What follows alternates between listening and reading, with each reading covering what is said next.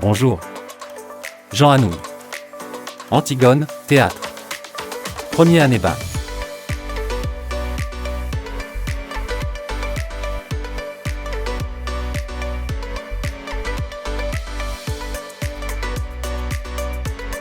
Tableau d'identification. Le titre, Antigone. Genre, pièce de théâtre, tragédie moderne. L'auteur, Jean Anouilh. Date et lieu de la naissance, décès, 23 juin 1910 à Bordeaux, mort à Lausanne en 3 octobre 1987. Date de publication, date de la première présentation, 1946-1944. Autre œuvre du même auteur, Le voyageur sans bagages, Le bal des voleurs, L'Alouette. Fiche de lecture, Antigone. Les personnages principaux. Antigone, Créon, Ismène, Aimon. Époque. Antiquité grecque. Lieu.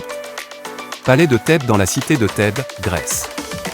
Registre, ton ou tonalité de la pièce. Tragique. Dénouement, la fin. Tragique, mort d'Antigone, d'Aimon et d'Eurydice. Règle classique.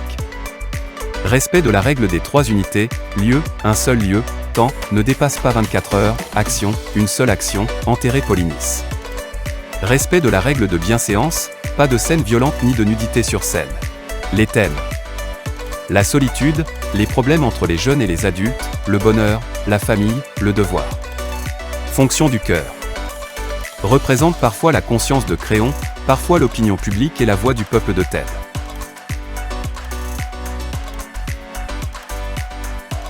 La biographie facile de l'auteur. Jean Anouilh est un dramaturge français né en 1910 et mort en 1987. Il a écrit plusieurs pièces de théâtre dont Le voyageur sans bagages, Le bal des voleurs, Fable et Antigone. Jean Anouilh est né à Bordeaux le 23 juin 1910. Très jeune, il se passionne pour le théâtre. En 1930, il quitte son emploi dans la publicité pour devenir secrétaire de Louis Jouvet. Il écrit des pièces et obtient son premier succès en 1937 avec Le voyageur sans bagages. Bibliographie courte de Jean Anouilh. Le voyageur sans bagages, 1937, Le bal des voleurs, 1938, Léocadia, 1940, La sauvage, 1942, Antigone, 1944, Ardelle ou la Marguerite, 1948, Colombe, 1951. Eurydice, 1951, L'Alouette, 1953, Médée, 1953, Ornifle ou le courant d'air, 1955, Becquet ou l'honneur de Dieu, 1959, Fable, 1962. Les personnages. Personnages principaux, Antigone, fille d'Éodipe, sœur d'Étéocle, Polynice et Ismène. Cette jeune fille est l'héroïne de l'histoire qui porte d'ailleurs son nom.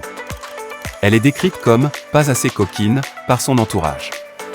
Mais cela ne l'empêche pas d'avoir une volonté de faire, ce qui la poussera à affronter son oncle Créon en enterrant son frère, et d'irradier la joie de vivre. Créon, frère de Jocaste, la femme d'Éodipe, légitime roi de Thèbes après la mort des 2 princes ennemis, Créon est un souverain âgé, réfléchi et courageux. Il nous est décrit comme étant seul. Créon est seul, se consacrant ainsi entièrement à son règne dont il assume les sacrifices nécessaires comme la punition de Polynice ou l'exécution d'Antigone. Ismène, sœur d'Antigone qu'elle aime beaucoup, si vous la faites mourir, il faudra me faire mourir avec elle, mais qui n'est pas très courageuse jusqu'à la fin de l'histoire. Néanmoins, elle reste une belle jeune fille, coquette et raisonnable, j'ai raison plus souvent que toi. Aimon, fils de Créon et d'Eurydice, fiancé d'Antigone à laquelle il est très, fidélité qui le conduira au suicide lorsque cette dernière meurt sur les ordres de Créon. Ce fait le poussera également à mépriser son père, qu'il admirait beaucoup auparavant. Personnages secondaires. La nourrice, vieille dame également appelée Nounou, par les filles dont elle s'occupe. Le prologue chœur, issu des pièces de théâtre de la Grèce antique, cette entité intervient au début du texte pour nous narrer le contexte de la pièce et nous présenter les personnages. Il réapparaît par la suite tout au long de la pièce pour faire avancer le récit. Eurydice, femme de Créon qui passe ses journées à tricoter des habits pour les pauvres de Thèbes. Les 3 gardes, chargés de surveiller le cadavre de Polynice. Le page, accompagnant Créon dans plusieurs scènes, il représente l'innocence émouvante, l'enfant qui voit tout et ne comprend rien, qui n'est pour l'instant d'aucune aide, mais qui, à son tour, un jour, pourrait bien devenir Créon ou Antigone. Le messager, c'est un garçon pâle, solitaire. Autre personnage typique du théâtre grec, il apparaît dans la pièce de Sophocle. Il se borne à être la voix du malheur, celui qui annonce avec un luxe de détails la mort d'Aimon. Dans le récit du prologue, il projette une ombre menaçante, c'est lui qui viendra annoncer la mort d'Aimon tout à l'heure. C'est pour cela qu'il n'a pas envie de bavarder ni de se mêler aux autres. Il sait déjà. Résumé d'Antigone. Tragédie en prose, en un acte. Le personnage baptisé le prologue présente les différents protagonistes et résume la légende de Thèbes. Anouilh reprend cette tradition grecque qui consiste à confier à un personnage particulier un monologue permettant au spectateur de se rafraîchir la mémoire. Le prologue replace la pièce dans son contexte mythique. Toute la troupe des comédiens est en scène. Si certains personnages semblent ignorer le drame qui se noue, d'autres songent déjà au désastre annoncé. Antigone rentre chez elle, à l'aube, après une escapade nocturne. Elle est surprise par sa nourrice qui lui adresse des reproches. L'héroïne doit affronter les questions de sa nourrice. Le dialogue donne lieu à un quiproquo. La nourrice prodigue des conseils domestiques, il va falloir te laver les pieds avant de te remettre au lit, tandis qu'Antigone évoque son escapade avec beaucoup de mystère, oui j'avais un rendez-vous. Mais elle n'en dira pas plus. La nourrice sort et Ismène, la sœur d'Antigone, dissuade cette dernière d'enfreindre l'ordre de Créon et d'ensevelir le corps de Polynice. Ismène exhorte sa sœur à la prudence, il est plus fort que nous, Antigone, il est le roi. Antigone refuse ses conseils de sagesse. Elle n'entend pas devenir raisonnable. Antigone se retrouve à nouveau seule avec sa nourrice. Elle cherche à surmonter ses doutes et demande à sa nourrice de la rassurer. Elle tient aussi des propos ambigus pour ceux qui ne connaissent pas son dessein.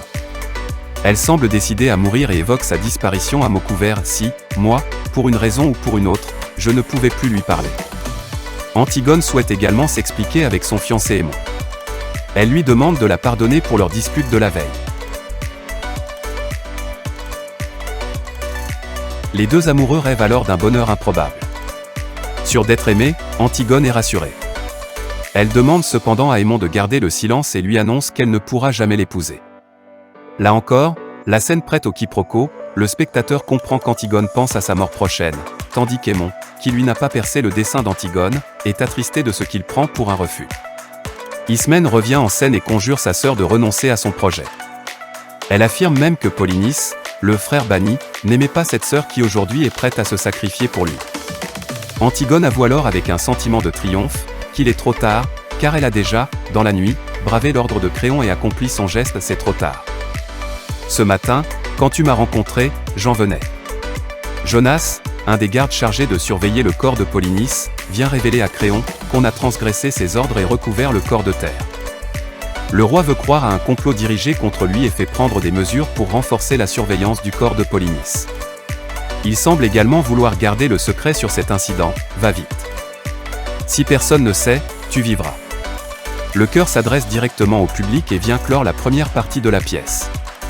Il commente les événements en exposant sa conception de la tragédie qu'il oppose au genre littéraire du drame.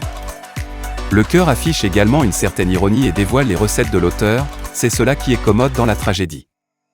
On donne un petit coup de pouce pour que cela démarre. C'est tout. Après on n'a plus qu'à laisser faire. On est tranquille. Cela roule tout seul. Antigone est traînée sur scène par les gardes qui l'ont trouvée près du cadavre de son frère. Ils ne veulent pas croire qu'elle est la nièce du roi, et la traitent avec brutalité. Ils se réjouissent de cette capture et des récompenses et distinctions qu'elle leur vaudra. Tragédie est une pièce de théâtre qui emprunte son sujet à l'histoire ou la mythologie. Dans la tragédie, le héros lutte contre le destin et finit par mourir. Merci et bon courage.